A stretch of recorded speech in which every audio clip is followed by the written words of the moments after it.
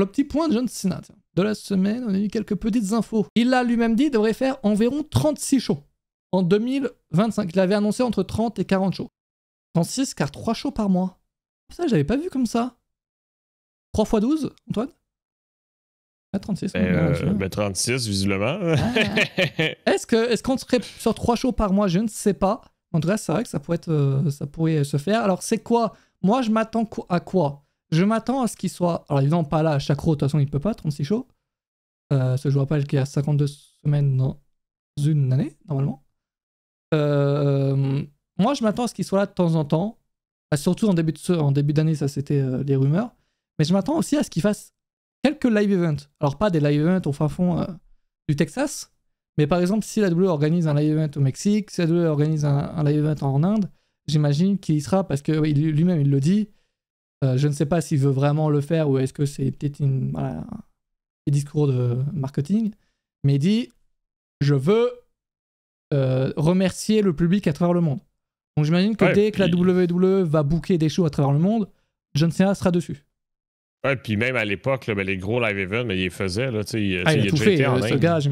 Moi, j'aimerais bien savoir combien de pays il a fait dans sa carrière, ce gars. Non, mais même à l'époque, qui était plus temps partiel, quand il avait fait son dernier run, les gros live events, il faisait. Ah, il avait fait le show en Inde, là? Ouais. Ah, GG. Je veux être John Cena en France, mais mec, même pas besoin de catcher, juste un segment. Et attention, et c'est là que je voulais en venir aussi. N'attendez-vous pas à ce qu'il fasse 36 matchs. Hein.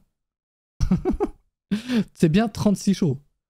Dans les 36 shows, il fera très certainement 30 segments. Ce qui est très bien, John Cena. Attends, il va pas non plus faire 50 000 matchs. Mais je pense que les matchs auront lieu à des moments très particuliers. En PLE, à Raw, bon, il va pas catcher. En live event, il fera des matchs par équipe où il fera juste son finisher. Et voilà. Non, mais... Quoi?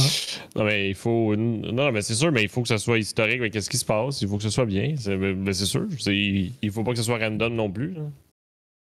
Oui, mais bon, attends, le gars, il a aussi une carrière. Je sais pas s'il compte tourner des films du coup en 2025. Non, ben non. Allô? Avec un planning comme ça, je ne pense pas. Il a dit de janvier à décembre. Mais non, mais c'est impossible. Mais. Un par mois. Un match par mois pour John Cena, ça me paraît chaud quand même. Certes, à l'époque, quand il avait fait sa tournée en 2021, là, l'été de John Cena, il avait fait beaucoup de matchs, beaucoup de live events, beaucoup de dark matchs. Mais je pense que c'était. C'était aussi pour 2 mois, quoi, en l'occurrence. Là, on parle d'une année. Je sais pas s'il va autant catcher, honnêtement. Moi, je m'attends à ce qu'il fasse genre 5 matchs à l'année. Pas vous? Moi, perso, je m'attends à plus. Là. Je trouve que la moyenne de Chris, 1 par mois, c'est bien raisonnable. Ouais. Après, il faut aussi que le match ait de l'intérêt aussi, tu vois.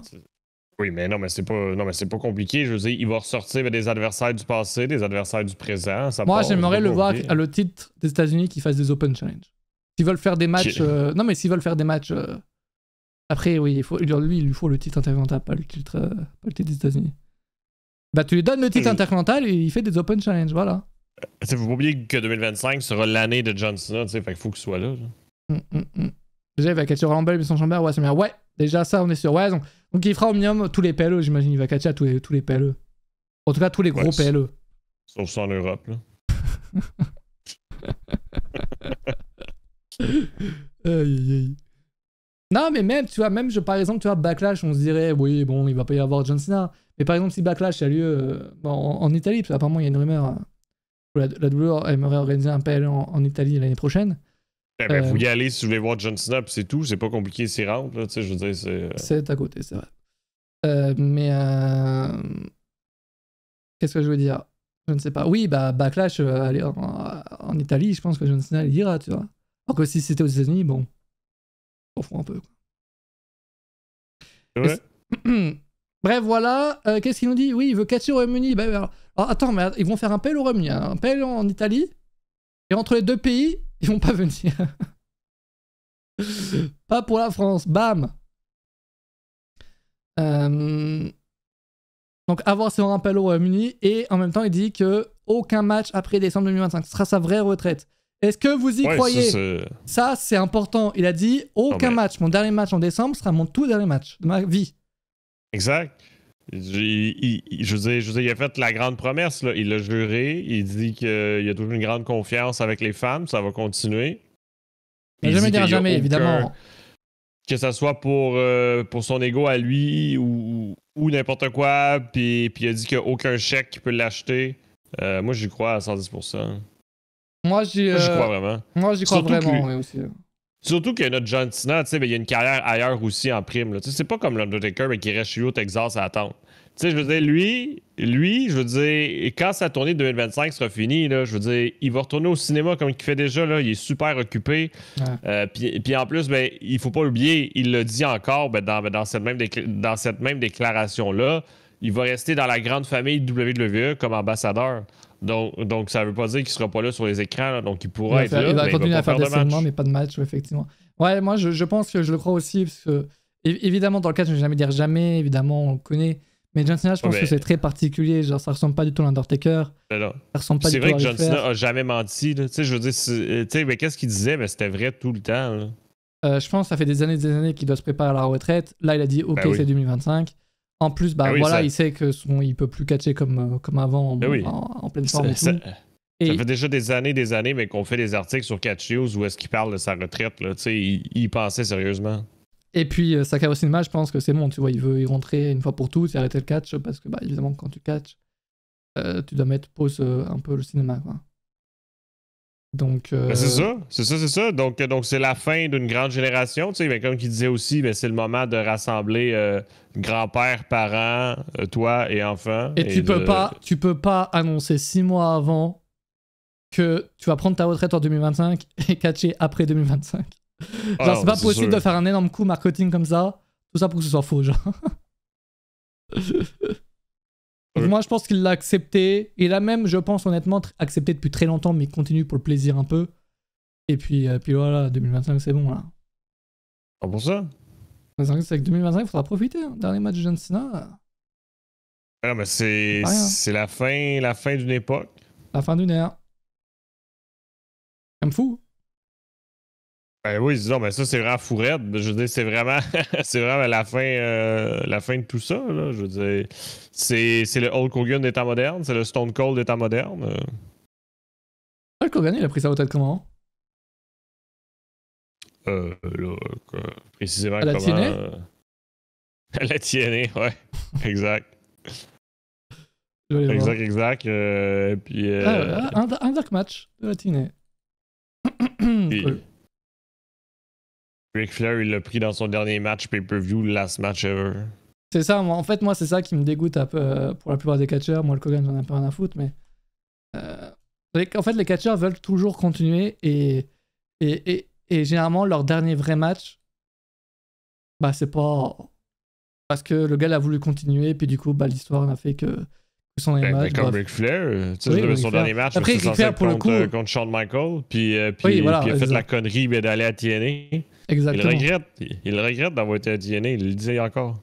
Et du coup, l'histoire fait que du coup, le dernier match n'a plus autant de hype que le vrai dernier match de base. John Cena, j'espère que son vrai dernier match sera son dernier match et que ça continuera pas comme ça. Et son dernier match sera historique.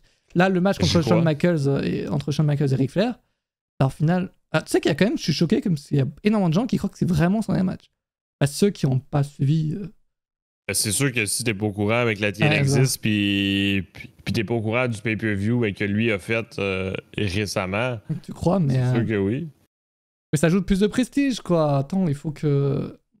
À un moment donné, c'est vrai que la génération Catch Attack restera Mystery Orton. C'est vrai. C'est vrai. En termes. Après, t'as Cody Rhodes. Mais. Franchement, Gun, j'ai des hype pour ce gars, oui, non mais. Évidemment. La plupart du temps, c'est parce qu'ils ont malheureusement une vie de merde depuis qu'ils sont à la retraite. Cena a déjà une deuxième vie. Oui, c'est vrai que comme le Tekar. Après, Tekar, c'est bon, là, on l'a enfin pris. C'est bon. On peut avoir tout dans la page. Mais lui, pour le coup, pendant des années. Il nous a fait chier à teaser sa retraite. Non, mais il s'est remis en question parce que sa vie, ça a toujours été ça, tu sais. Oui, il s'est remis en question, puis il a pris aussi pas mal de chèques de l'Arabie Saoudite également. Mais... aussi. Non, mais c'est compliqué. À se Je sais, mentir. mais tu sais, comme toi à sa place, mais tu vas arrêter, mais pas trop arrêter, puis là, on t'offre 5 millions. C'est sûr que tu y vas. Là. Oh, tu penses que c'est 5 millions? Moi, je pense que c'est plus. Hein. Ben non, mais moi aussi, je pense que c'est plus que ça, mais c'est une façon de parler. Hein. Ouais. Ah bah, pour 10 balles, j'y vais, hein. Pour un Mars. Bon, ben voilà. On critique pas le Taker, mais frérot, c'est une légende. Je critique pas. Mais le gars aurait dû s'arrêter. Quand est-ce qu'il aurait dû s'arrêter, à votre avis? Ah, ouais, Pas pendant le COVID. Pas pendant le COVID. Ça a été une grave erreur. C'est vrai que ça, c'est là où tu vois que Vince, c'est un énorme connard. Ben non, mais Taker a dit oui quand même. Mais parce que Vince dit oui, enfin, Taker dit oui à Vince tout le temps aussi. Non, mais comment veux-tu que ça soit toute ta vie, là? Puis là, ben t'arrêtes ça dans une salle vide.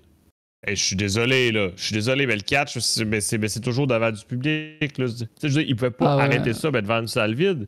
Il fallait attendre que le public revienne. C'était une grave erreur. Tout ça juste pour teaser un pay-per-view des Survivor Series. WrestleMania 33. C'est vrai que ça aurait pu être le bon moment en plus. C'est vrai que la scène à la fin était incroyable. Bon, le match est à chier. Hein. Mais contre Roman Reigns. Mais la scène de fin est historique, mémorable. Ouais. Aujourd'hui, elle l'est pas parce que il a continué après, quoi. Il a continué après. Ouais, mais tu sais, dans son documentaire, mais Last Ride, il disait qu'il savait pas si c'était la fin à ce moment-là.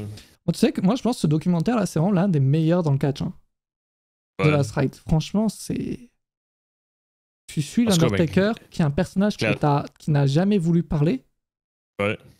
Pour la première fois, il parle et tu le vois prendre des décisions. Puis en plus, il le filme pendant qu'il fait encore ses derniers matchs. Il est en mode, bon, je sais pas. Et c'est l'un des meilleurs documentaires de catch. Hein. La streak aurait pas dû s'arrêter, si, bien sûr. Et du catch, il faut raconter des histoires. Maintenant, est-ce que Lesnar en 2014, est-ce que c'était le bon truc? Ça se débat. Mais ben, peu importe qui l'aurait fait, il y aurait toujours eu des gens en désaccord. Oui, c'est ça. Moi, je pense que Brock Lesnar en 2014, c'était bien. Après, évidemment, qu'il y a toujours d'autres possibilités. Évidemment. Bref, donc voilà pour John Cena. Donc, qui sera là donc dès 2025, dès janvier. Mais ça, on n'avait pas forcément la nécessité, frérot. Tout le monde en a besoin. Tout le monde. Lesnar, ça a créé quelque chose en lui. Enfin, ça a ajouté un truc en plus. Ce qui te dit que Lesnar aurait eu la carrière qu'il a eu dans les années à suivre s'il n'avait pas eu ce moment-là, tu vois, aussi. Ouais, non, mais c'est un truc de plus, surtout de son palmarès, mais qui est déjà énorme pour Brock Lesnar, là, tu sais, que ça soit champion de WWE, champion UFC, puis là, tu rajoutes, tu Undertaker à WrestleMania, tu sais, c'est un autre point. C'est là où, ça, il validait encore plus, il confirmait encore plus son statut de bête, quoi. Après, c'est sûr que oui, évidemment, l'année suivante, il affronte Bray Wyatt à WrestleMania 31. Mais bon, à un moment donné, en avril 2014, qu'est-ce que tu peux savoir que Bray Wyatt sera là C'est vrai que Bray Wyatt, ça aurait été mieux, tu vois, en termes de... Mais peut-être. Mais bon, en 2014, t'es pas censé savoir que Bray Wyatt va prendre une tournure assez particulière dès 2015, quoi. Pas dans les prochains mois. Bref. Après, je comprends, je sais pas. Après, c'est aussi Vince qui voulait, j'imagine, marquer le coup, tu vois. WrestleMania 30. Faut qu'il se passe quelque chose. Également. Mais bon, c'est de l'histoire, à un moment donné. Oui, non, mais tu sais, puis je vois Dodo puis Copo qui en parle, dans le documentaire Last Ride aussi, l'Undertaker firme qu'il a été voir Vince McMahon en validant est-ce que t'es vraiment sûr que ça soit pas Lesnar? Vince a approuvé, puis Taker a approuvé. C'est quand même que Taker a toujours été la petite pute de Vince, quand même. Faut quand même le dire. Un peu. En fait, il a toujours accepté ce que Vince disait. Et parce que il estime que Vince lui a quand même donné une carrière, une vie. Ben oui, aussi. Ce qui est vrai, mais et du coup, il a accepté tout, quoi.